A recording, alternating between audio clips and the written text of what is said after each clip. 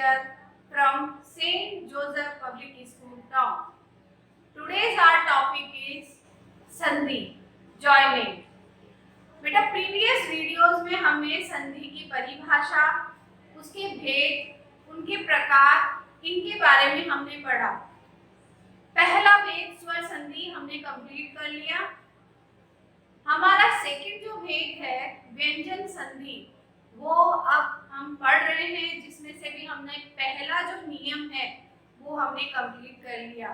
यदि आपको याद हो तो मैंने आपको बताया था कि इन 5 नियमों के अतिरिक्त यानी इनके अलावा व्यंजन संधि के और भी कई नियम होते हैं।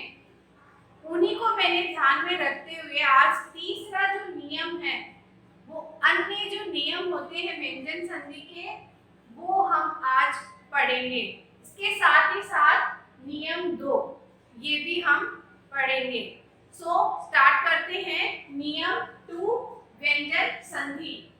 बेटा नियम 2 क्या कहता है कि वर्ग के पहले वर्ण का 5वें वर्ण में परिवर्तन, और नियम 1 क्या कहता था कि वर्ग के पहले वर्ण का तीसरे वर्ण में परिवर्तन। ये तो कहता था नियम 1। नियम 2 कहता है पहले वर्ण का 5वें वर्ण में परिवर्तन। अब यहाँ पे हमें वापस जरूरत पड़ती है व्यंजन की। मैं हमेशा आपको बार-बार बोलती आ रही हूँ कि संधि को जानना है, समझना है, तो आप स्वर और व्यंजन अच्छे से याद कर लीजिए, ठीक है। बिना स्वर व्यंजन के आपको ये है संधि बिल्कुल भी समझ में नहीं आएगी, चाहे वो स्वर संधि हो, चाहे व्यंजन हो, चाहे वो विसर्ग हो।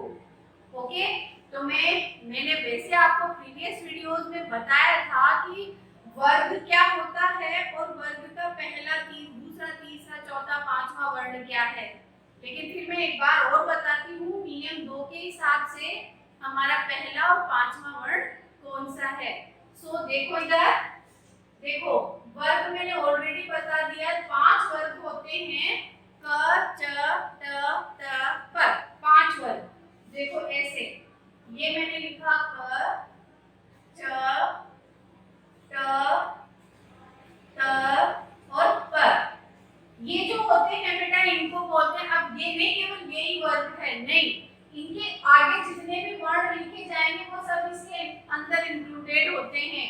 जैसे मैंने इसको कंप्लीट कर दिया, ख, ग, घ और अण, च, इछ, ज, झ, अण, ट, ठ, ड, ढ, अण, त, थ, द, ध, न, प, फ, ब, भ, म। समझ आया? ये है वर्ग। अब इसको बोल सकते हैं हम वर्ग। ये मैंने आपको प्रीवियस वीडियो में भी समझाया था। ये है च वर्ग, ट वर्ग, त वर्ग और प वर्ग। अब इस च, ट, त, प वर्ग में बेटा ये सारे व्यंजन, ये जितने भी व्यंजन है, वर्ण है, ये सब आ जाते हैं। ओके, तो अब हम आते हैं अपने नियम पर। हमारा नियम क्या कहता है? वर्ग के पहले वर्ण का। तो वर्ग, इस वर्ग का पहला वर्ण कौन सा है बेटा? ये क, च, ट, त, प। ये क्या है? वर्ग का पहला वर्ण। यहाँ मैं लिख देती हूँ पहला वर्ण। अब इसको हमें किस में बदलना है? 5वें वर्ण में। तो इनका 5वां वर्ण कौन सा है? ये। समझ में आया? ये है 5वां वर्ण। ये जो पहला वर्ण है वो इसमें कन्वर्ट हो जाएगा। अगर वही चीज 2 शब्द होते हैं, 1 और 2,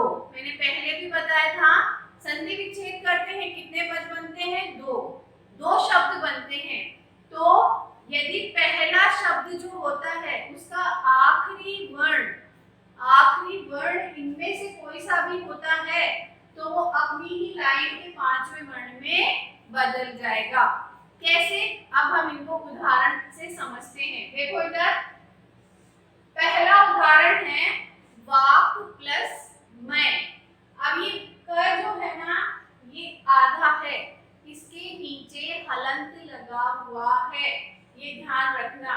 और हलंत का मतलब क्या होता है? आधा। समझ आई बात? अब देखो हम इसको, ये संधि विच्छेद हो रहा है, अभी टुकड़े हो रहा है, एक शब्द ये है, दूसरा शब्द ये है, ठीक है। इसके अंदर अब हम इसका संधि युक्त शब्द बनाएंगे दोनों का। तो कैसे बनाएंगे? वाक, क्या आ रहा है अंतिम वर्ण? क। इधर हमें कोई बदलाव नहीं करना है, इधर जो भी शब्द है वो एज इट इज रहेंगे। परिवर्तन होगा प्रथम जो शब्द है उसका अंतिम वर्ण, वहां पे हमें परिवर्तन करने हैं। तो नियम देख लो वापस से कि पहले वर्ण का पांचवें वर्ण में परिवर्तन। अब इसका जो ये क का अंतिम वर्ण कौन सा है बेटा? ये रहा अंतिम वर्ण। अब इसको कैसे लिखेंगे? देखो वा मैंने एज इट इज लिख दिया, क की जगह पे हम ये लिखेंगे अंखाली, ये मैंने लिख दिया। अब क के नीचे हलंत लगा हुआ है, मतलब क आधा है तो हमें यहाँ पे भी हलंत लगाना है, और मय, वांग्मय। ठीक है। एक चीज और मैं आपको समझा देती हूँ कि ये जितने भी पंचम वर्ण होते हैं बेटा, इनको बोलते हैं यगणनम। ठीक है, इन पंचम वर्णों को यगणनम भी कहते हैं। ओके, तो ये फर्स्ट एग्जांपल समझ आया होगा। नेक्स्ट एग्जांपल देखो, सट प्लस मास। इधर क्या आ रहा है? ट। तो पहले तो मैं लिख देती हूँ यहाँ पे श। अब ट कहाँ पर है? ये रहा। इसका पांचवा वर्ण कौन सा है? अणकाली। ठीक है, तो अब मैं यहाँ पे लिखती हूँ अण, लेकिन ऐसे लिखूंगी क्या? नहीं। क्यों नहीं लिखेंगे? क्योंकि यहाँ पे ट कैसा है? आधा। तो अब हम इसके नीचे ऐसे हलंत नहीं लगाएंगे, हम क्या करेंगे? इसकी ये जो पाई है, ये डंडा है, इसे हटा देंगे। इसको कहते हैं, इस डंडे को पाई। अब ये हो गया आधा। इसके साथ ही हम मां और स एज इट इज लिख देंगे, षण्मास। समझ आई? नेक्स्ट एग्जांपल है सत प्लस मान। संधि बनाएंगे इसकी, तो हम लिखेंगे स। अब त देखो कहां पर है? ये रहा त। त का पंचम वर्ण कौन सा है? न। यहाँ पे मैं लिखूंगी न, लेकिन ये त आधा है तो न भी कैसा आएगा? आधा। और मार्ग, सन्मार्ग। ओके। जगत प्लस नाथ। अब मैं लिखूंगी यहाँ पे जग, त का पंचम वर्ण अगेन न, कैसा होगा? आधा, फिर से ना और थर, जगन्नाथ। ठीक है। उत प्लस मेष। त का हम ऑलरेडी कर चुके हैं, तो त का पंचम वर्ण क्या होता है? न। तो यहाँ पे आ जाएगा उन्मेष। नियम 2 का आखिरी उदाहरण जो मैं समझा रही हूँ, अप प्लस मैं। प का पंचम वर्ण क्या है? म। तो हम लिखेंगे आधा म ये अमय। ये कुछ उदाहरण है, लेकिन एक चीज और ध्यान रखना, हर शब्द की संधि नहीं होती है, और जो भी संधि होती है हर संधि के नियम भी अलग अलग होते हैं। जैसे स्वर संधि में 5 प्रकार हमने पढ़े तो उनके भी नियम अलग थे, उसी प्रकार बेटा व्यंजन संधि में भी नियम अलग अलग होते हैं। ओके, ये था नियम 2 व्यंजन संधि का। अब जो अन्य नियम होते हैं उन्हीं में से मैंने एक नियम लिया है, नियम 3। त संबंधी नियम हम बाद में पढ़ेंगे, पहले हम छोटे छोटे पढ़ लेते हैं। ओके, इसको देखो, इसको समझ कैसे करेंगे, तो इसमें क्या है कि यदि किसी स्वर के बाद छ आए, छ से छाता, ओके, छ आए तो छ से पहले आधा च जुड़ जाता है। समझ में आई बात? यानी अगर इधर देखो, ऐसे लिख के बताती हूँ मैं आपको, देखो ऐसे कर सकते हैं हम इन्हें, नियम के तौर पे मैं समझा सकती हूँ। यहाँ पे तो आएगा स्वर प्लस अगर छ आ जाता है तो इजिकल टू छच हो जाएगा। नियम 3 आया समझ में? यानी दो पद होते हैं, दो शब्द होते हैं, पता है ना सबको। तो पहला जो शब्द होगा उसका अंतिम वर्ण स्वर होना चाहिए और प्लस उसके बाद में पहला जो वर्ण होगा वो छ होना चाहिए। अगर इधर छ आ गया और इधर स्वर है तो छ से पहले आधे च का आगमन हो जाएगा। कैसे होगा उदाहरण करके देखते हैं हम, तब अच्छे से समझ में आएगा कैसे। ठीक है, अब सबसे पहले मैंने कुछ लिखे हुए हैं यहाँ पे उदाहरण, उनको सॉल्व करके देखते हैं। जैसे अनु प्लस छेद, ठीक है, मैंने लिखा है अनु प्लस छेद। अब इसको करते हैं। अनु जो है बेटा ये, इसमें क्या है, कौन सी मात्रा है, ऊ की मात्रा। कौन सी मात्रा है, ऊ की। कौन, छोटा ऊ। छोटा ऊ क्या होता है, स्वर। ओके, नियम क्या कह रहा है, स्वर होना चाहिए। स्वर आ गया, उसके बाद में क्या दिया हुआ है, छ, ये रहा छ भी आ गया।